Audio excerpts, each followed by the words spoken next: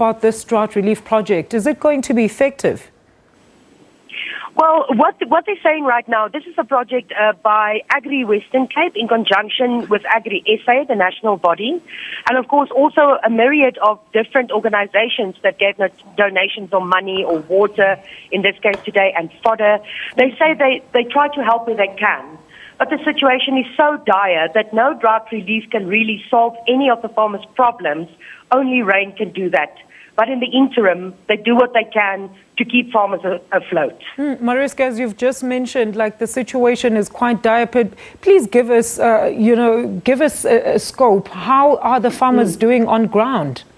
Today specifically, we visited small-scale farmers in a very, very small town close to Piketberg, to the western side of the Western Cape.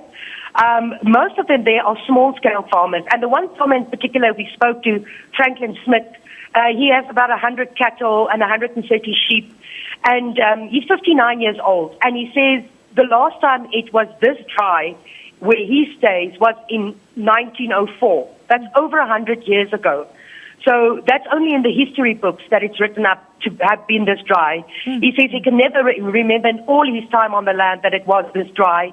And with his cattle and his sheep, he says he's put everything in to keep them alive. Now he's run out of money, he's run out of fodder, he's all but run out of hope. And he says the assistance they are given on days like this helps them to get through the next week. But always they remain hoping that the rain will come.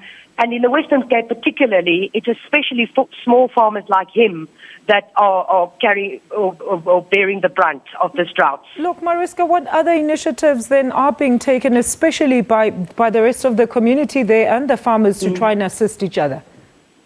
Well, what he's told us is that they look after each other as best as they can. So if one person has a contact that can give them a little bit of feed or water or anything like that, they share among each others.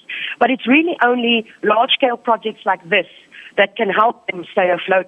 And of course, AgriSA told us today, Christy van der Rede of the organization, they once again called on national government to declare this drought a national disaster, because they say unless there's more funds made available and readily available, there might be dire consequences in the near future. Look, Mariska, has the agricultural team from government visited the area, and what is their stance on the matter? Any assistance from them?